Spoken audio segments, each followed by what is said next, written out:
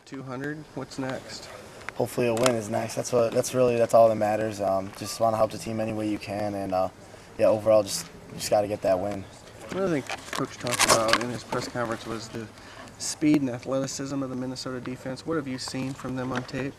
Yeah, they're a fast team. They run the ball hard. They're a physical team too. So we just got to come out ready to play, meet their intensity.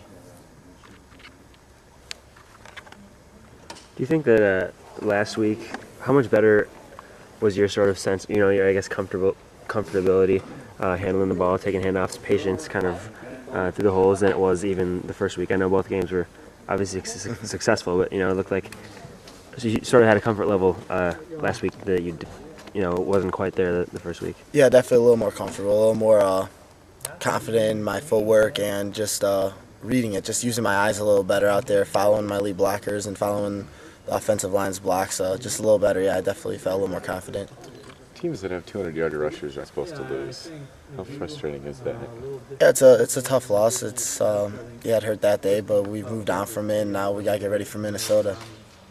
How much credit do you give your offensive line for your success of the last two games? They get all the credit. It's them and Brad Rogers out there. They're the ones making all the blocks. They're doing all the dirty work, making my life easy out there.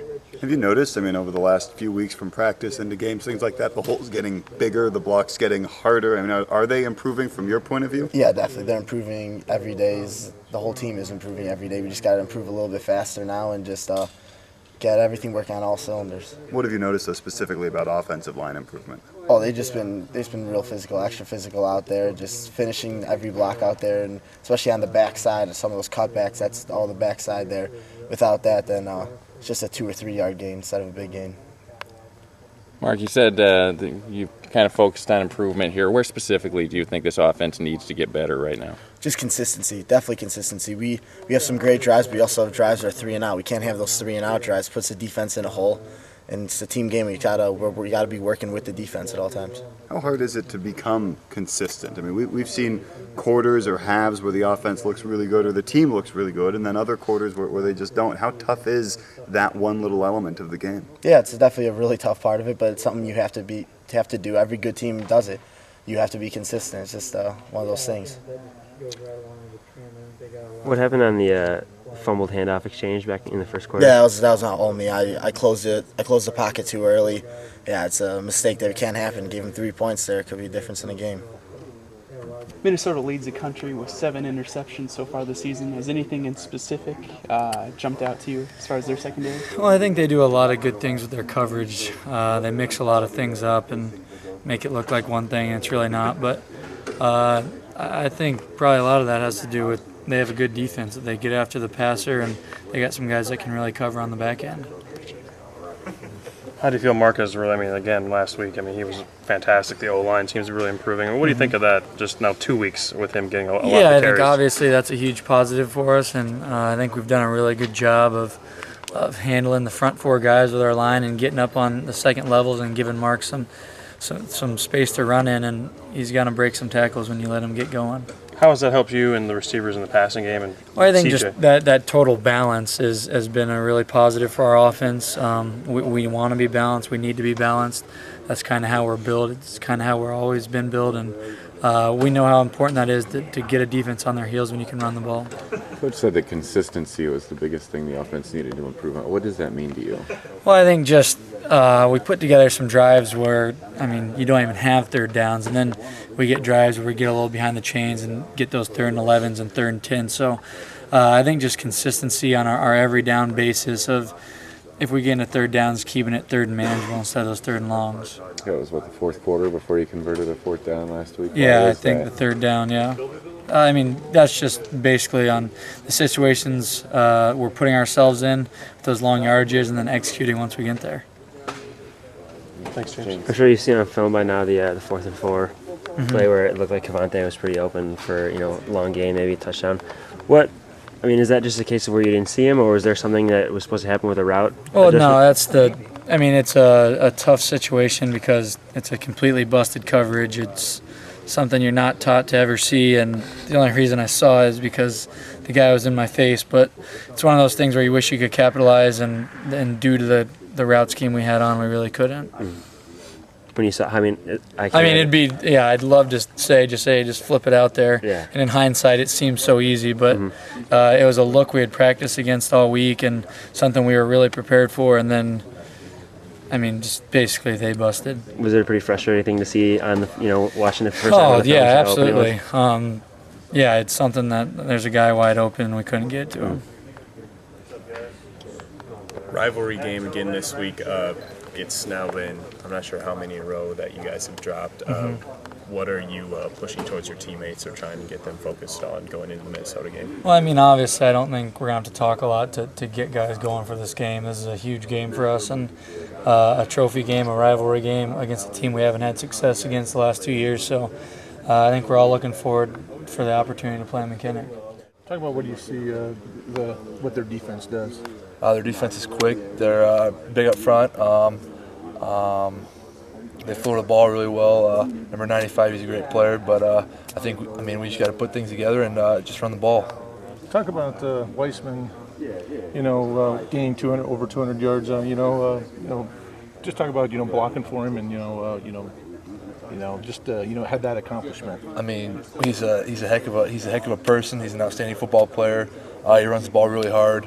We told him we'll get him past first level, and he said he'll take care of the second level. He's done that before, and we trust him to do it, and he trusts us. So we just got to keep working. Go ahead, Mike. Bouncing back. Last year you lose at Minnesota, you come back, you beat Michigan. Right. The year before, you went down to Arizona, won that bowl game. What are the keys to a team bouncing back from a discouraging defeat?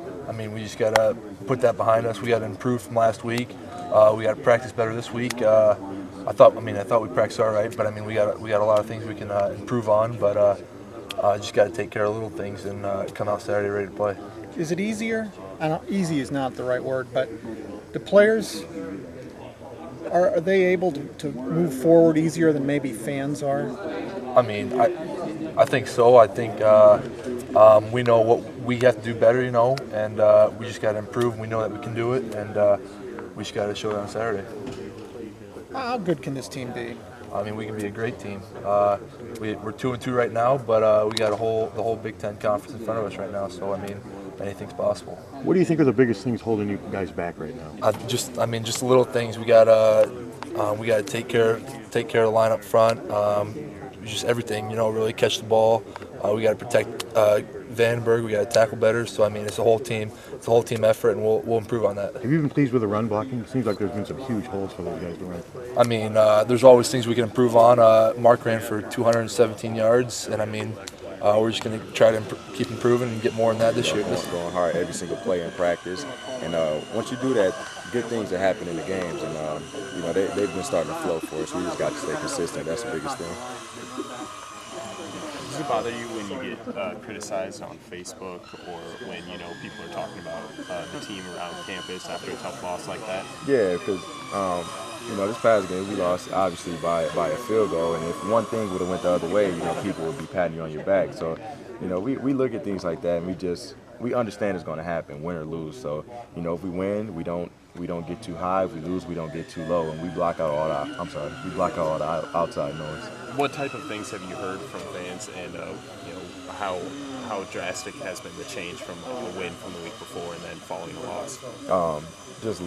Just telling us to win and things like that. We have a lot of loyal fans, and when we lose, they're hurting from it, so it's natural to react the way they do. Does it get frustrating though, since you guys are the ones putting in all that work, and it seems like the fans are that quick to judge? Yeah, a little bit, but like I said, we can't really pay attention to too much of what's going on out there. We just have to stay together with the guys that's in the locker room, and stick together and keep on moving.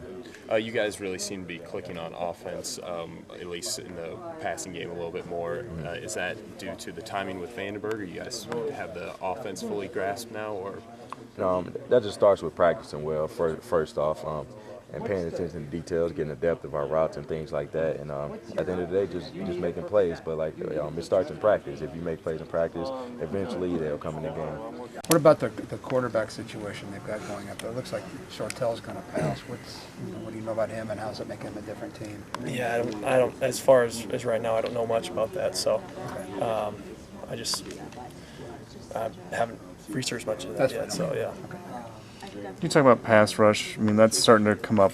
I think there's a triple move Saturday against BJ, and it takes time to run that. Can you talk about where the pass rush is? What's going on there with you guys? Okay, I'm sorry. Triple move. There was a triple move, and it takes time to get a triple move off in the backfield on a wide receiver, on a defensive back. Oh, okay. There's time to throw the ball, basically. Time to throw the ball. Yeah. I mean, just for our situation, we got to do a better job. Just getting in the quarterback's face, just pushing the pocket and creating some havoc back there. So that's going to be an ongoing thing for us as a D line. We just got to work on it and keep moving forward. Disruption's not just a sack. I mean, right. We may have talked about this before, but disruption is exactly what you said. Just get in his face, changing the shape of the pocket. Yep, just exactly. I know it's kind of frustrating sometimes. The D linemen too, they get those quick passes off. So he's going and going, but there's a couple occasions we need to capitalize on those times. He's dropping back in the pocket. We got some time for a potential coverage sack. We need to capitalize on those. So it's maybe the hardest job in sports, rushing the passer. I mean, in football, because you rush, you go balls out, and he squirts out and he gains 9 yards and. Right. What is the mentality? Is it a controlled violence that you have to take into that? Yeah, I mean it's so technical too. You have to make sure that, say if you're bowling your guy, the technique, taking a 300-pound guy and moving him backwards.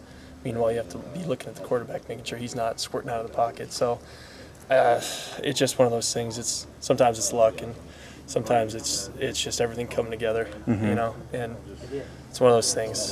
So. Yeah. Plus, they know they're pass blocking. Yep. You don't know that. Yep. They like to, some teams, they like to disguise it. I think if we can pick up some tendencies, we need to capitalize on those this week. There might be some, so yeah, we'll see.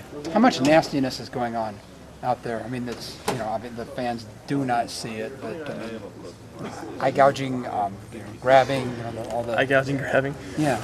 Anything. What's been done to you? I mean, I've had some cheap shots thrown away. None this year. Like what? I mean, just guys in the pile just hit me in the stomach and stuff before. But it's just you don't do that stuff. If you're gonna do it within the play. You know what I mean? And you just stay focused, keep your head going forward.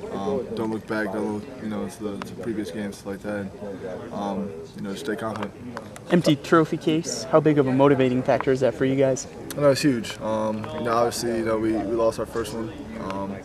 We definitely, take a lot of pride in our trophy games. Coach mentions them a lot in all seasons and stuff like that. Especially we don't have them right now.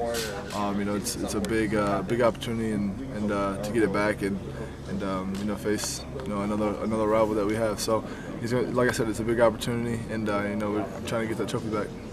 They've got a big back. He's kind of short, but almost like a bowling ball. What challenges does he bring compared to maybe some other backs? Hard runner. I think we say that every week. It's at the Division I level. All these backs. They may be 6'2" and they may be 5'9", but they're all running hard. That's the number one thing, and we know that he's going to run hard. He's going to give us our best on Saturday, and we got to try to prepare best for him. Seems like he might be one of those guys where you're the first guy there, but then you got to swarm after him to maybe stop him, so stop his feet moving. Yeah, I mean, I think that's definitely a big thing right now. Gang tackling, especially for our defense right now.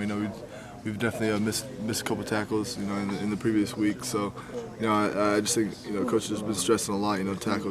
It's such a fundamental thing in football. But if you're a good tackling team, you set up the defense for better defensive plays, third and long, second and long, rather than let them have yards of the catch and stuff like that. During his press conference, Coach Ferentz talked about punt returning and how the college rules, everyone can go downfield, kind of makes it tough. Have you noticed, how difficult is it kind of to gain some yards in the punt return? It's tough. I think Coach, he dials up a good play for us and tries to get the best guys on the field to hold up the other team's punting guys. But it's I give the credit to the punters and stuff like that. They Division I punters, they get up in the air and the guys that run down there and they cover pretty good. So it's I give the coaches a lot of credit for drawing up some stuff. I think I still have a lot of confidence. I still think that we're gonna pop a few. As a punt return team, you definitely want to hope that, but it's just a matter of time, I think.